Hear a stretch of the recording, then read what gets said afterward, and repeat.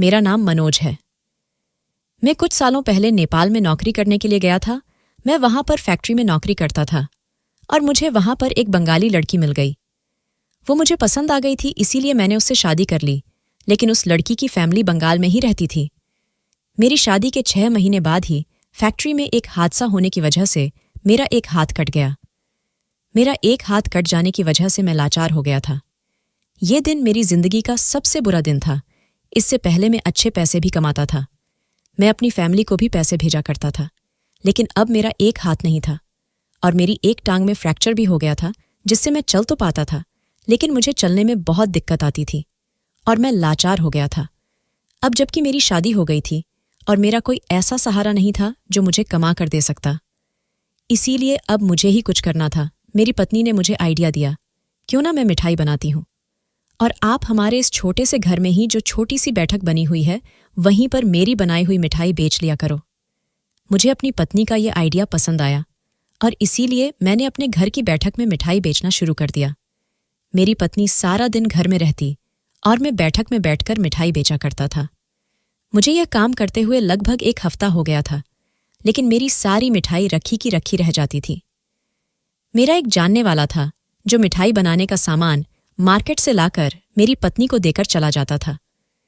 मैंने अपनी पत्नी से कहा था कि शुद्ध मिठाई बनाया करो, मिठाई में कभी मिलावट मत करना, क्योंकि मैं बहुत ईमानदार इंसान था और सारे काम ईमानदारी से करता था। मैं नहीं चाहता था कि मेरी मिठाई से लोगों को कोई नुकसान पहुंचे।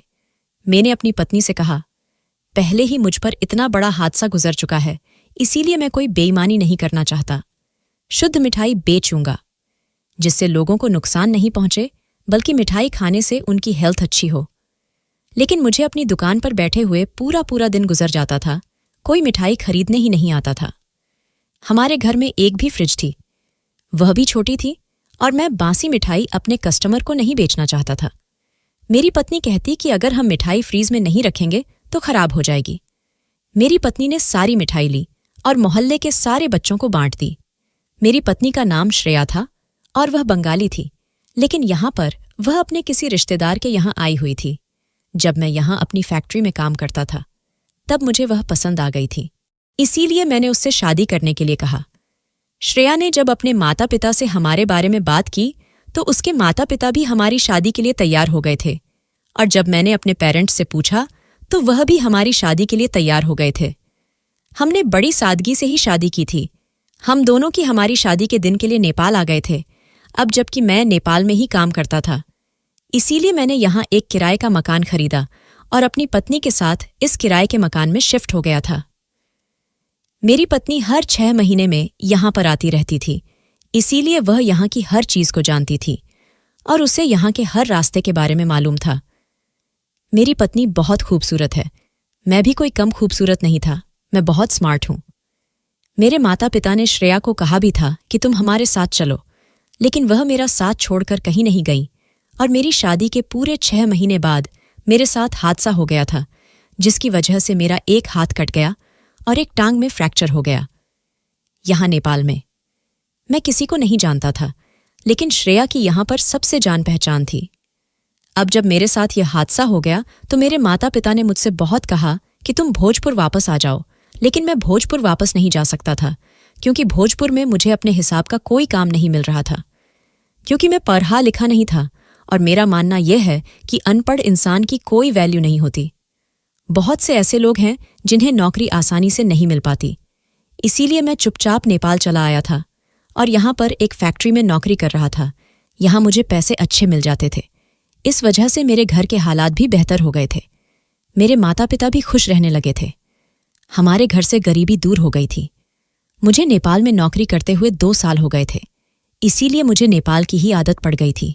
मैं यहाँ से नहीं जाना चाहता था, इसीलिए मैं अपनी पत्नी को लेकर परमानेंट यही शिफ्ट हो गया था।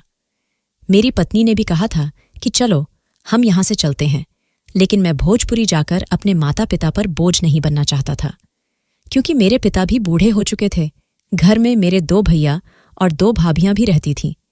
वो लोग सोचते कि अब यह लाचार हो गया है और हम पर बोझ बनने के लिए हमारे पास आ गया है। इसकी मजबूरी है, इसीलिए यह हमारे पास आ गया है। लेकिन मैं तो बहुत ईमानदार और खुददार इंसान था। इसलिए मैं किसी का सहारा नहीं लेना चाहता था। मैंने अपनी पत्नी से कहा, मैं नहीं जाऊंगा, लेकिन यहीं पर रहकर कुछ दूसरा काम कर लूंगा। अभी मेरी टांग का फ्रैक्चर भी ठीक नहीं हुआ था, लेकिन मैं बैठकर मिठाई बेचने लगा था। कोई दूसरा काम भी मुझे नहीं आता था, लेकिन जब इंसान का हाथ नहीं होता तो वह भला कोई दूसरा काम कैसे कर सकता है। मेरा सीधा हाथ कट गया था, तब कि सीधे हाथ से तो बहुत सारे काम किया जा सकते हैं। मैं बहुत मजबूर और लाचार हो गया था। मैं मिठाई बेचने की बहुत कोशिश करता, लेकिन मेरी मिठाई बिक ही नहीं रही थी। बची हुई मिठाई तो हमें बच्चों में बांटना पड़ जाता था। मैं बहुत परेशान हो गया था। पूरे एक हफ्ते की मिठाई रोज बच्चों में बांटनी पड़ रही थी। मैं बहुत परेशान था, क्योंकि इस तरह से तो कुछ नहीं होने वाला था। जो मेरे जुड़े हुए पैसे थे वह मिठाई के सामान में खर्च हो चुके थे। अब मैं बहुत परेशान हो गया था। मेरे पास जुड़े हुए पैसे भी नहीं बचे थे। मेरी पत्नी बहुत अच्छी थी। वह मेरा बहुत ख्याल रखती थी और बड़ी मेहनत से मिठाई तैयार करती थी। इस हादसे के बावजूद भी वह मेरी बहुत मदद कर रही थी। उसने मुझसे वादा किया था कि वह मुझे छोड़कर कभी नहीं जाएगी और हमेशा इसी तरह से मेरा साथ देगी। मैं तो बिल्कुल लाचार हो गया था, इसीलिए मेरे सारे काम भी वही किया करती थी। उसे घर के काम भी करने होते थे, मेरे काम भी करने होते थे, और अब तो वह मिठाई भी बनाने लगी थी। मेरी पत्नी सच में बहुत अच्छी औरत थी। वह बहुत सीधी और मेहनती थी। इस मुश्किल की घड़ी में भी मेरा बहुत साथ दे रही थी। अगले दिन भी यही हुआ कि मेरी मिठाई नहीं बिक सकी और खराब होने के डर से मेरी पत्नी ने उसे बच्चों में बांट दिया। मेरी पत्नी कहने लगी, इस तरह से तो रोज हमारा नुकसान होता चला जा रहा है और अब आगे मिठाई के लिए हमारे पास पैसे नहीं बचे हैं। इस तरह से कैसे काम चलेगा और हमारे आने वाली जिंदगी कैसे गुजरेगी। मैं भी बहुत ज्यादा परेशान हो गया था। मेरे पास अपनी पत्नी के सवाल का कोई जवाब मौजूद नहीं था। अपनी पत्नी से बात करते करते मेरी आंखों में आंसू आ गए थे और फिर मेरी पत्नी भी रोने लगी थी। मेरी पत्नी मुझे तसल्ली देने लगी, कहने लगी, फिक्र मत करो, सब कुछ ठीक हो जाएगा, भगवान सब ठीक कर देगा। आप परेशान क्यों होते हो, मैं हूं ना आपके साथ, सब कुछ ठीक हो जाएगा। मेरी पत्नी ज्यादातर यहां पर आती जाती रहती थी, इसीलिए वह बहुत अच्छी नेपाली भाषा बोलनी थी, लेकिन वह इंडियन थी। मेरी पत्नी बहुत ज्यादा खूबसूरत थी। उसे देखकर तो मुझे कभी कभी यह अफसोस होता था कि कहीं मेरी पत्नी यह न सोचे कि मैं अब उसके काबिल नहीं रहा, और मुझे यह डर रहने लगा था कि कहीं मेरी पत्नी मुझे छोड़कर ना चली जाए। लेकिन मेरी पत्नी कहती थी कि तुम फिक्र मत करो, मैं सब कुछ जानती हूँ, मैं सब ठीक कर दूंगी, मैं हमेशा आपका साथ दूंगी और कभी बुरे हालात में आपको अकेला छोड़कर नहीं जाऊंगी। लेकिन आगे क्या होगा, अब मुझे इसी बात की टेंशन रहने लगी थी। फिर मेरी पत्नी ने मुझे एक सॉल्यूशन बताया, जिसे सुनकर मैं नाराज भी हो गया था। मैंने अपनी पत्नी से कहा कि मैं नहीं चाहता कि मेरी पत्नी को दूसरा कोई मर्द देखे, तो तुम्हें कोई जरूरत नहीं है। मेरी पत्नी कहना चाह रही थी कि मैं तुम्हारी जगह मिठाई बेचती हूँ। मैंने कहा कि मुझे यह बात पसंद नहीं कि तुम दुकान पर बैठकर मिठाई बेचो और दूसरे मर्द आकर तुम्हारी तरफ नजर डालें। ये बात मुझे बिल्कुल पसंद नहीं, और यह आइडिया तुम्हारे दिमाग में आखिर कहाँ से आया। मैं ऐसा कभी नहीं होने दूंगा और तुम्हें कभी दुकान पर बैठने की परमिशन नहीं दूंगा। मेरी पत्नी कहने लगी, यह हमारी दुकान नहीं है, बल्कि यह तो हमारे घर में बना हुआ छोटा सा कमरा है, और मुझे कहीं दूसरी जगह तो नहीं जाना, अपने घर में बैठकर ही तो मिठाई बेचनी है। लेकिन मैं आगे नहीं बैठूंगी, मैं साइड में होकर बैठ जाया करूंगी। मोहल्ले की औरतों को अगर पता चलेगा कि इस दुकान पर औरत बैठकर मिठाई बेचती है, तो आदमियों के साथ साथ औरतें भी मिठाई लेने आया करेंगी। मर्द तो ज्यादातर नौकरी पर चले जाते हैं, इसीलिए औरतों को भी मिठाई की जरूरत होती होगी, वह खुद ही आकर ले जाया करें। मेरी पत्नी की यह बात तो बिल्कुल सही थी कि औरत को देखकर औरत दुकान से मिठाई लेकर चली जाएगी, और हमारे मोहल्ले में वैसे भी औरतों को सामान लेने की बहुत दिक्कत होती थी। और यह बात भी सही थी कि यह कोई दुकान नहीं है, बल्कि यह तो हमारे घर का कमरा था, और मेरी पत्नी अपने घर में ही तो बैठेगी। फिर भी मुझे यह बात पसंद नहीं थी, लेकिन हालात के बारे में सोचते हुए मैंने अपनी पत्नी को परमिशन दे दी।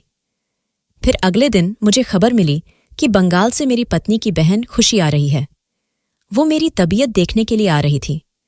वो कुछ देर अपनी बहन के साथ बैठी रही, उसके बाद मेरे पास बैठकर मेरे साथ बातें करती रही। खुशी मेरी पत्नी की बड़ी बहन थी। मेरी पत्नी ने अपनी बहन को हमारे घर की परेशानी भरे हालत के बारे में सुनाना शुरू कर दिया। मैं यही सोच रहा था कि मेरी साली सोचेगी कि यह लड़का हमारी बहन को परेशान रख रहा है, जब मेरी पत्नी ने अपनी बहन को बताया कि वह मिठाई की दुकान पर बैठना चाहती है, तो उसकी बहन को भी इस बात पर कोई ऐतराज नहीं हुआ। वो कहने लगी, अगर यह दुकान पर बैठ जाएगी तो कोई बात नहीं है, और वैसे पत्नी ही तो पति के बुरे हालात के वक्त काम आती है। अगर वह आपका साथ दे रही है तो इसमें क्या बुरी बात है? और फिर अगर आपकी पत्नी ही आपका साथ नहीं देगी तो फिर आपका साथ कौन देगा, क्योंकि इस अनजान शहर में आपका कोई भी नहीं है। मैं तो अभी भी आपसे यही कहती हूं कि आप इस शहर से बंगाल आ जाओ और फिर भोजपुर अपने माता पिता के पास चले जाओ। अगर आपको अच्छा नहीं लगता श्रेया को दुकान पर बैठाना, तो फिर आपको जो ठीक लगे आप वह कर लो। आप दोनों अपनी मर्जी के मुताबिक जैसा ठीक लगे वैसा कर सकते हो, हमें तो कोई परेशानी नहीं है। हम इस बारे में किसी को नहीं बताएंगे कि श्रेया दुकान पर बैठती है। मेरी साली ने मुझे अच्छी तरह से समझा दिया था। फिर मैंने सोचा कि चलो मैं अपनी पत्नी को परमिशन दे देता हूं। मेरी साली 2 दिन हमारे घर ठहर कर जाने लगी, तो जाते जाते उसने अपनी बहन से कहा कि वह अगले महीने फिर से हमारे घर आएगी। मैंने अपनी पत्नी से कहा कि सब ठीक तो है, तुम्हारी बहन इतनी जल्दी बंगाल से नेपाल क्यों आएगी? तुम्हें उससे क्या कोई पर्सनल काम है, या फिर तुम्हारी बहन को तुमसे कोई काम है? तो मेरी पत्नी कहने लगी, नहीं ऐसी कोई बात नहीं है। दरअसल मेरी दीदी का देवर यहां पर काम करता है, इसीलिए वह अपने देवर के पास कभी कभी आ जाती है। इसीलिए वह कहने लगी कि कभी कभी हमसे भी मिलने आ जाया करेंगे। मैंने अपनी पत्नी से कहा कि चलो ठीक है, यह तो अच्छी बात है, क्योंकि मैं तो अभी कहीं जाने की हालत में नहीं था। डॉक्टर ने मुझे सफ़र करने के लिए मना किया था, और फिर मेरी हालत इतनी बुरी है कि मैं सफ़र कर भी नहीं सकता था और अपनी पत्नी को उसके मायके वालों से भी मिलवाने के लिए नहीं लेकर जा सकता। अच्छी बात थी कि उसके मायके वाले खुद यहां आने लगे थे। इसमें मेरा ही फायदा था कि मेरी पत्नी अपने घर वालों से यहीं पर मिलेगी, मुझसे अपने मायके जाने की जिद नहीं करेगी। अगले दिन मैंने अपने एक दोस्त को फ़ोन किया और उससे कुछ पैसे उधार मांगे, क्योंकि मेरे पास मिठाई बनाने के सामान के लिए अब पैसे बिल्कुल खत्म हो चुके थे। आज जो मेरे पास मिठाई रखी हुई थी, अगर यह नहीं बिकती तो फिर कल पता नहीं हम क्या करते, क्योंकि हम लोग वैसे ही नुकसान में जा रहे थे। मेरी पत्नी पहले आस पड़ोस के लोगों के यहाँ चक्कर लगाकर आई थी। कहने लगी, मैं थोड़ी देर पड़ोस की औरतों के पास बैठने के लिए जा रही हूँ। मैंने कहा, तुम क्यों जा रही हो? तो मेरी पत्नी कहने लगी कि मैं लोगों के घरों में जाकर कहकर आऊंगी कि यह मेरे हाथ की शुद्ध बनी हुई मिठाई है। मेरी मिठाई खाने से आप लोगों को कोई बीमारी नहीं लगेगी और ना ही मेरी मिठाई में कोई मिलावट होगी। यह बात अभी तक लोगों को नहीं पता है। लोगों को लगता है कि हम मार्केट से ही मिठाई खरीद कर बेचते हैं, तभी कोई हमारी मिठाई खरीदने नहीं आता। जब लोगों को यह बात पता चलेगी कि यह घर की बनी हुई मिठाई है और शुद्ध मिठाई है, तो लोग खुद चलकर हमारे पास आएंगे और हमारी मिठाई को टेस्ट करेंगे। जब टेस्ट करेंगे तो उन्हें मिठाई बहुत पसंद आएगी। उसी के बाद हमारी मिठाई की बिक्री होने लगेगी। और सबसे अच्छी बात यह है कि जब औरतों को पता चलेगा कि मैं मिठाई बेच रही हूं, तो औरतें भी यहां पर मिठाई लेने के लिए आ जाया करेंगी। हमें अपनी मिठाई की थोड़ी बहुत पब्लिसिटी तो करनी ही होगी ना, तभी तो हमारा काम चलेगा। मेरी पत्नी सिर्फ हमारे मोहल्ले के ही कुछ घरों में गई थी, उसके बाद वापस आ गई। और उसके बाद मेरी पत्नी कहने लगी कि आप मेरे लिए भगवान से प्रार्थना करो कि आज यह मिठाई बिक जाए। सब कुछ ठीक हो जाएगा, हमारे घर के हालात भी बेहतर हो जाएंगे। थोड़ी देर के बाद मेरी पत्नी मिठाई की दुकान पर बैठ गई। एक कस्टमर औरत आई तो मेरी पत्नी ने उसे मिठाई दी। वो औरत लगभग 2 किलो मिठाई खरीद कर ले गई थी। मेरी पत्नी इस बात से बहुत खुश हुई। मैंने उसे कहा कि एक कस्टमर से काम नहीं चलेगा। आज अगर हमारी यह सारी मिठाई नहीं बिकी तो फिर हमें यह मिठाई बच्चों में बंटनी पड़ेगी और कल की मिठाई बनाने के लिए हमारे पास पैसे नहीं बचेंगे। भगवान से यही प्रार्थना करता हूं कि हमारी आज की सारी मिठाई बिक जाए, ताकि हम नुकसान में ना जाएं। मैं बैठे बैठे बहुत थक गया था और टेंशन की वजह से मेरे सर में भी बहुत दर्द हो रहा था। इसलिए मैं आराम करने के लिए कुछ देर अपने कमरे में जाकर लेट गया और अपनी पत्नी से कहा कि तुम दुकान का ध्यान रखना। मैं जब आराम करने के लिए लेट गया तो मुझे नींद आ गई। अचानक जब मेरी आंख खुली तो मुझे सोते हुए 3 घंटे हो गए थे। मैं घबराकर लंगड़ाता हुआ अपनी दुकान पर गया। मैं यही सोच रहा था कि आज भी मिठाई नहीं बिकी होगी। मैं अपनी बैठक में गया और पत्नी से कहने लगा, क्या हुआ, आज भी मिठाई नहीं बिकी होगी? तो मेरी पत्नी खड़ी हुई और मुस्कुराने लगी। कहने लगी, नहीं, ऐसा कुछ नहीं है, आज मैंने सारी मिठाई बेच दी है। मेरी पत्नी ने सारे पैसे उठाया और मेरी तरफ बढ़ाने लगी। मुझे तो यह सब देखकर बड़ी हैरानी हुई। मैं जब दुकान की तरफ नजर घुमाया तो दुकान की सारी मिठाई खत्म हो चुकी था। यह बात सच थी कि मेरी पत्नी ने सारी मिठाई बेच दी थी और वह उसी बिकी हुई मिठाई के पैसे मुझे दे रही थी। मैं हैरान रह गया था कि इन 3-4 घंटे में मेरी दुकान खाली हो गई थी। मेरी दुकान की सारी मिठाई बिक चुकी थी। मुझे लगा कि मेरी पत्नी मजाक कर रही है या फिर मैं कोई सपना देख रहा हूं। लेकिन जब मैंने दुकान की तरफ देखा तब यकीन करने के अलावा कोई और चारा भी नहीं था। मिठाई के सारे बर्तन खाली पड़े हुए थे और पैसे भी उतने ही थे जितनी आज की सारी मिठाई के बनते थे। हमारी सारी मिठाई लगभग 8,000 की बिक गई थी। मेरी पत्नी ने कहा कि इनमें से आधे पैसे मुझे दे दो ताकि मैं कल की मिठाई बनाने का सामान ला सकूं। मैंने आधे पैसे अपनी पत्नी को दे दिए और मेरी पत्नी खुद सामान लेने के लिए घर से निकल गई। मैं बड़ा हैरान था कि आज हमारी सारी मिठाई बिक गई थी। अब हर दिन ऐसा ही होने लगा था। जब मेरी पत्नी दुकान पर मिठाई बेचने के लिए बैठती तो सारी मिठाई बिक जाती थी। मेरी पत्नी के पास औरतें और मर्द दोनों ही मिठाई खरीदने के लिए आते थे। लोग काफी खुशी खुशी मिठाई लेकर जाने लगे थे और हमारी मिठाई की दुकान पर भीड़ लगी रहती थी। हमारे घर के हालात सुधरने लगे थे। हमारे पास काफी पैसा इकट्ठा रहने लगा था। इसके बाद मेरी पत्नी ज्यादा सामान लेकर आई और सारी रात किचन में खड़े होकर मिठाई बनाती, लेकिन मेरी पत्नी डब्बे में ही मिठाई रखकर उसको पैक कर दिया करती थी। मेरी पत्नी का कहना था कि हम कस्टमर को खुली हुई मिठाई नहीं देना चाहते क्योंकि खुली हुई मिठाई पर कीड़े बैठते हैं जिनसे बीमारियां फैलती हैं। मेरी पत्नी भी बहुत समझदार हो गई थी। हमें लगभग 5 महीने हो गए थे, लेकिन हर महीने मेरी साली भी आती थी। वो हमारे इस काम से बहुत खुश हुई थी। मेरी साली खुशी कहने लगी कि हमें बहुत खुशी हुई है कि आपके घर के हालात बदल गए हैं और आप दोनों ने मेहनत करके अपने घर की गरीबी को खत्म कर दिया, वरना तो लोग इस तरह का हादसा हो जाने के बाद अपने अंदर की हिम्मत को खत्म कर देते हैं और अपने रिश्तेदारों से उम्मीद लगाने लगते हैं। आप दोनों ने तो खुद मेहनत करके सब कुछ ठीक कर लिया। ये तो बहुत अच्छी बात है। मेरी साली बहुत खुश हुई थी। वह हर महीने हमारे घर आने लगी थी। एक दिन मेरी साली घर आई हुई थी और वह दोनों दूसरे कमरे में बैठी हुई आपस में बातें कर रही थीं। तभी अचानक मैं उनके कमरे में चला गया। मैंने देखा कि मेरी साली अपनी बहन को एक छोटा सा कट्टा दे रही थी। जैसे ही मैं अंदर गया तो अचानक मेरी साली ने उस कट्टे को छुपा दिया। उन दोनों की नज़र जैसे ही मुझ पर गई थी, मेरी पत्नी घबरा गई और उसने अपनी बहन को इशारा किया और मेरी पत्नी ने मुझे बातों में लगा लिया। मेरी साली बड़ी सतीर थी। वह चुपचाप उस कट्टे को उठाकर ऊपर वाले कमरे में लेकर चली गई। मैंने अपनी पत्नी से पूछा कि इस कट्टे में क्या है, तो मेरी पत्नी कहने लगी, दीदी का कुछ पर्सनल सामान है, वह ऊपर स्टोर रूम में रखने जा रही है। उन दोनों को शायद पता नहीं था कि मैं उनकी चालाकी समझ गया था। वह दोनों मुझसे कुछ छुपा रही थी। उस कट्टे में कुछ जरूर ऐसा था कि वह मुझे बताना नहीं चाह रही थी। हमारा स्टोर रूम ऊपर बना हुआ था। मैं ठीक से चल नहीं पा रहा था। इस वजह से मैं सीढ़ियों तक नहीं चढ़ सकता था। मेरी पत्नी और साली दोनों ही मुझसे झूठ बोल रही थी। मैं चाहता था कि ऊपर जाकर देखूं इस कट्टे के अंदर क्या है, लेकिन मेरी मजबूरी थी। मैं सीढ़ियां नहीं चढ़ सकता था। जब मेरी साली नीचे उतर कर आई तो मैंने उससे भी यही सवाल किया कि तुम स्टोर रूम में क्या रख कर आई हो, तो उसने भी यही कहा कि इसमें मेरा कुछ पर्सनल सामान है, जब मैं अपने घर जाऊंगी तो इसे ले जाऊंगी। मैंने कहा, ऐसा कौन सा पर्सनल सामान है जो सिर्फ स्टोर रूम में ही रखा जा सकता है?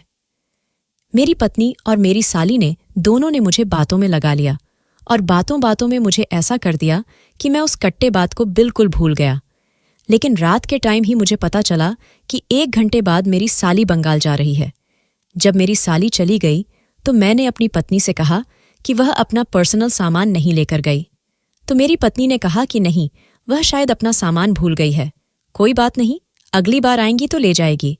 जबकि मैं अच्छी तरह समझ गया था कि उस कट्टे के अंदर कोई पर्सनल चीज नहीं है, वह एक छोटा सा कट्टा था। अगर उस कट्टे के अंदर मेरी साली का पर्सनल सामान था तो फिर वह अपने पर्सनल सामान को यहाँ भूलकर कैसे जा सकती है? वैसे मेरी साली बहुत अच्छी थी। हर बार वह मेरी फिक्र करती थी और अपने पति के साथ ही हमारे घर आई थी। लेकिन अब की बार न जाने ऐसा क्या हुआ था कि वह अब अकेली ही बंगाल से नेपाल आने लगी थी। लेकिन मेरे दिमाग में सिर्फ यही बात घूम रही थी कि उसने जो कट्टा मेरी पत्नी को दिया था उसके अंदर ऐसा क्या था और वह दोनों मुझसे छुपा क्यों रही थी। मेरी पत्नी ने हर बार मुझे बातों में लेने की कोशिश की, लेकिन मैं समझ गया था कि जरूर कुछ ना कुछ गड़बड़ है। उस कट्टे के अंदर ऐसा क्या था? कहीं वह मेरी पत्नी के लिए उस कट्टे के अंदर राशन तो नहीं लेकर आई थी। मुझे अपनी ससुराल वालों से कोई मदद नहीं लेनी थी। मैं कोई बेवकूफ इंसान नहीं था और ना ही अपने ससुराल वालों से कोई सहारा लेना चाहता था। राशन तो यहां भी मिल सकता है, तो फिर मेरी पत्नी की बहन बंगाल से ही राशन क्यों लेकर आएगी? मैंने अपनी पत्नी को अच्छी तरह से समझाया हुआ था कि मुझे कभी भी तुम्हारे मायके वालों से कोई मदद नहीं चाहिए। अगर मुझे कभी किसी की जरूरत पड़ी तो मैं सबसे पहले अपने माता पिता से मदद लूंगा, चाहे मेरा दूसरा हाथ भी क्यों न कट जाए। तुम्हारे लिए और अपने लिए सब कुछ मैं ही करूंगा, कभी हिम्मत नहीं हारूंगा। अब मैं धीरे धीरे थोड़ा बहुत चल सकता था, क्योंकि मेरी टांग के फ्रैक्चर को थोड़ा थोड़ा फर्क होने लगा था। धीरे धीरे मैं इतना काबिल तो हो ही चुका था कि खुद को संभाल लिया करता था। मेरी पत्नी ने भी मुझसे वादा किया था कि वह मुझे छोड़कर कभी नहीं जाएगी और ना ही कभी अपनी फैमिली वालों से मदद मांगेगी। अगर मेरी पत्नी के पेरेंट्स अपनी मोहब्बत से कुछ देते हैं तो वह उनका प्यार और सम्मान है, लेकिन हम अपनी तरफ से उनसे कोई मदद नहीं मांगेंगे। लेकिन फिर मेरे दिमाग में वही बात आ गई कि उस कट्टे के अंदर क्या है, और अब तो मुझे इस बात पर भी शक होने लगा था कि मेरी पत्नी ऐसा क्या करती थी जो उसकी मिठाई रोज के रोज 3-4 घंटे में बिकने लगी थी। यही वह मिठाई थी, यही वह दुकान थी और यही वह मोहल्ला था, और इसी मोहल्ले के लोग थे। जब मैं बैठता था तो कोई मुझसे मिठाई खरीदने के लिए नहीं आता था, और जिस दिन से मेरी पत्नी ने दुकान पर बैठना शुरू किया था तो 3-4 घंटे में ही मिठाई सारी बिक जाती थी। ऐसा भी नहीं था कि मेरी पत्नी अपने आप को सबको दिखाने के लिए दुकान पर बैठती थी। मेरी पत्नी जब दुकान पर बैठती तो अपने चेहरे पर मास्क लगा लिया करती थी, ताकि उसकी खूबसूरती और उसके खूबसूरत चेहरे को कोई ना देख सके। वो भी दूसरे मर्दों के सामने नहीं आना चाहती थी, क्योंकि मेरी पत्नी बहुत शर्मीली टाइप की थी। वो तो कभी ऐसे कपड़े भी नहीं पहनती थी जिससे उसका शरीर का थोड़ा भी हिस्सा दिख सके। मेरी पत्नी बहुत ही संस्कारी औरत थी। लेकिन ऐसा भी नहीं था कि आसपास के आदमी यह सोचकर आ रहे थे कि इस दुकान पर औरत बैठती है। आदमियों से ज्यादा तो औरतें आती थीं। मुझे कुछ ना कुछ तो करना ही था। मेरी पत्नी आराम से मिठाई बेचती और जितने पैसे होते सब लाकर मुझे दे दिया करती थी। फिर दुकान बंद करने के बाद अगले दिन की मिठाई बनाने के लिए मार्केट से सामान लेने जाती थी। वो रोज औरतों से यह भी कहती थी कि मेरे घर मिठाई लेने के लिए आ जाया करो।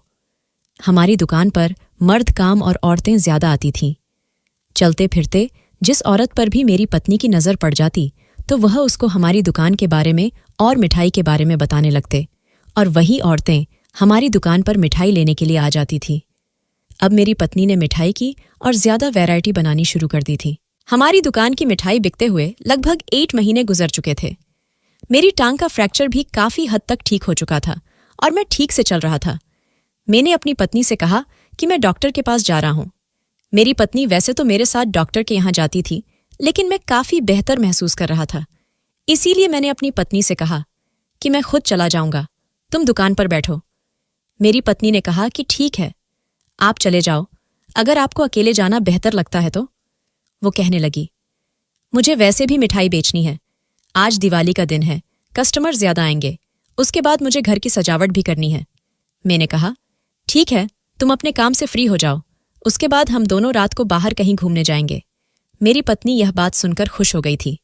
यह कहकर मैं घर से बाहर निकल आया। यह कहकर मैं मार्केट चला आया और मार्केट से मैंने एक साड़ी खरीदी। साड़ी तो मैं अपनी पत्नी की भी ले सकता था, लेकिन मेरी पत्नी अपनी साड़ी को पहचान जाती। साड़ी मैंने इसलिए खरीदी थी क्योंकि मैं साड़ी पहनकर अपनी पत्नी की दुकान पर मिठाई खरीदने के लिए जाना चाहता था। इसीलिए मैंने वैसा ही किया।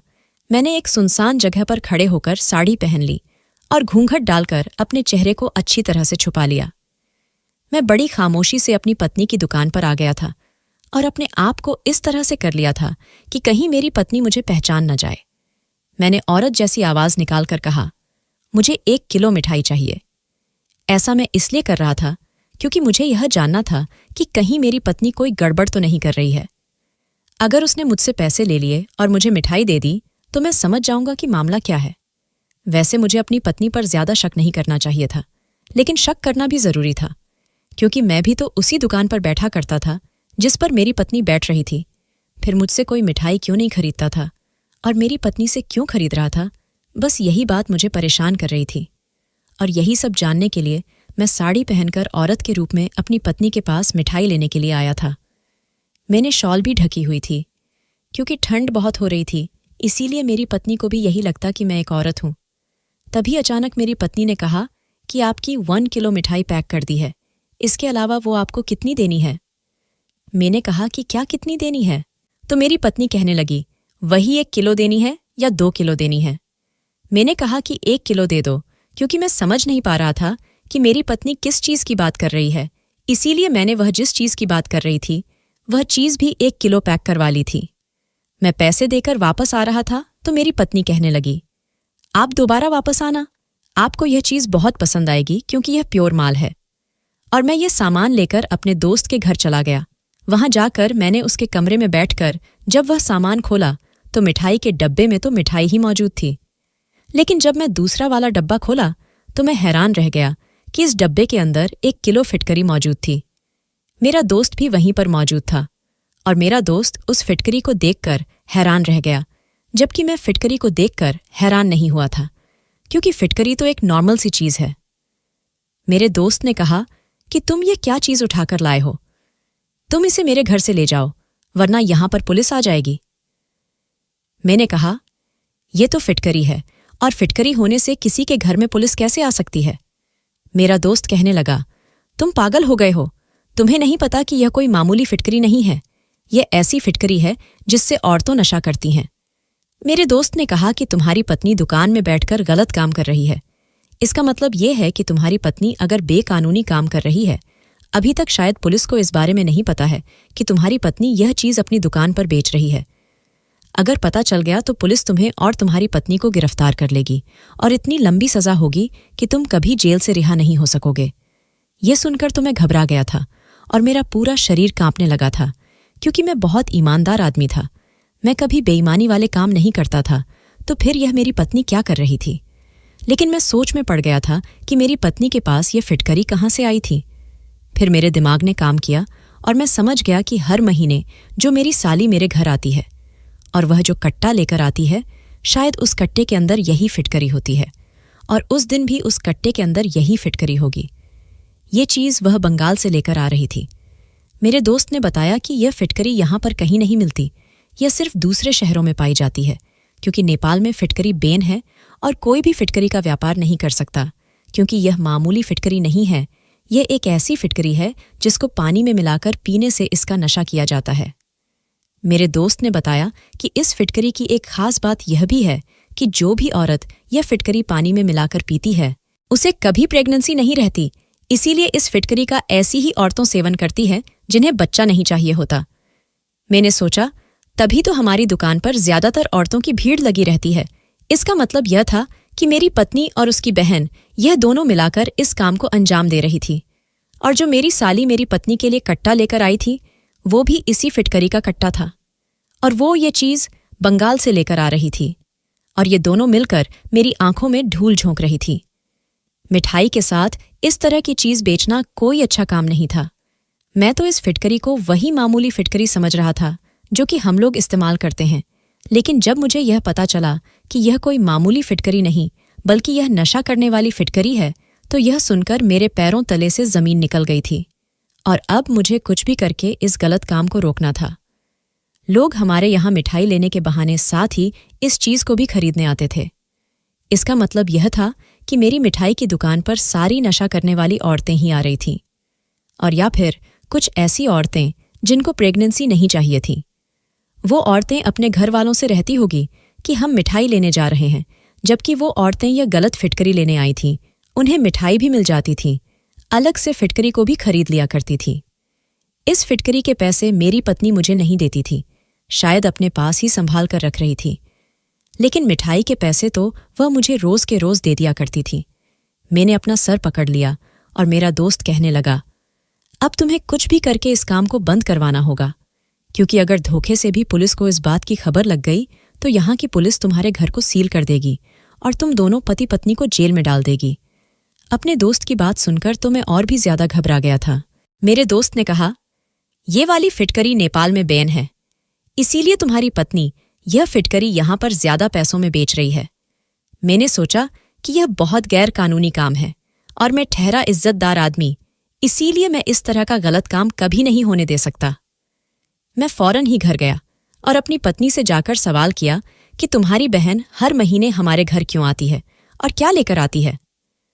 मेरा सवाल सुनकर मेरी पत्नी चौंक गई और कहने लगी, दीदी तो मेरे लिए कुछ भी नहीं लाती और वह सिर्फ मुझसे मिलने के लिए हर महीने मेरे घर आती है। मेरी पत्नी साफ झूठ बोल रही थी। मैंने अपनी पत्नी को सारी बात बता दी और कहा कि आज मैंने भेष बदलकर तुम्हारी सच्चाई जान ली है कि तुम क्या बेचती हो। मेरी बात सुनकर मेरी पत्नी ने सब कुछ एक्सेप्ट कर लिया और कहने लगी कि मैं कई दिन दुकान पर बैठकर देख लिया था, कोई कस्टमर नहीं आ रहा था हमारी मिठाई खरीदने के लिए, जबकि मैंने मिठाई बनाने में इतनी मेहनत की।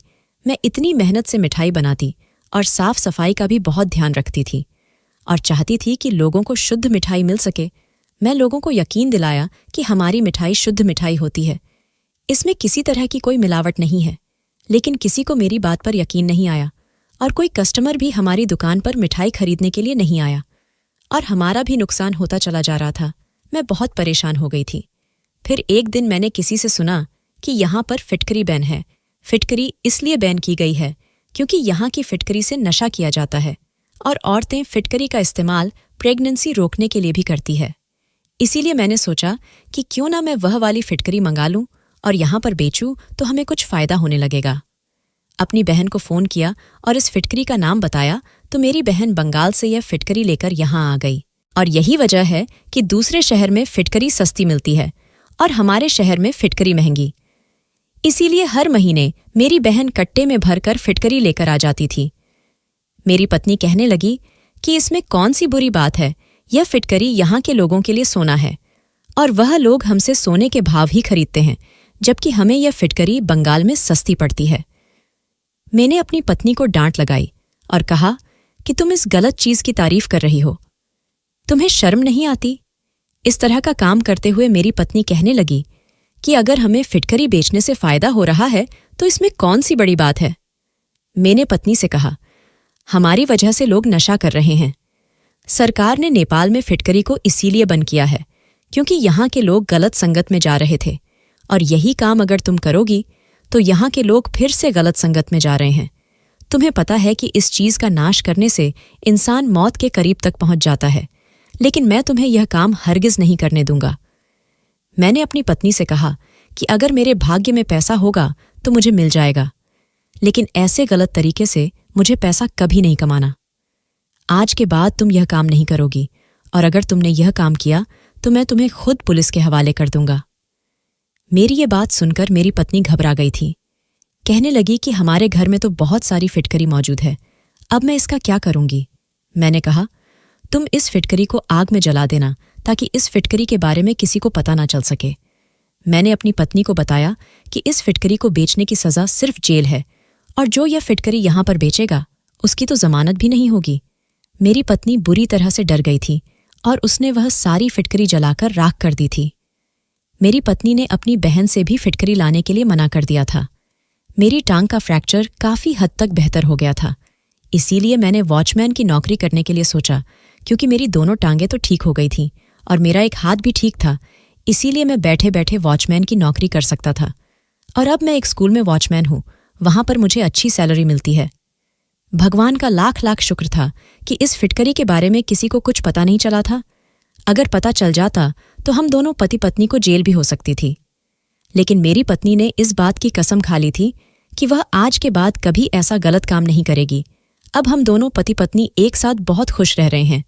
लेकिन मैं आपसे यही कहना चाहूंगा कि कभी भी किसी गलत काम को करने से पहले 1000 बार सोच लेना। हर ईमानदार इंसान गरीब रहना मंजूर करेगा, लेकिन कभी भी गलत तरीके से पैसा नहीं कमाना चाहेगा। दोस्तों, वीडियो कैसा लगा कमेंट करके जरूर बताना। वीडियो को लाइक और चैनल सब्सक्राइब कर देना।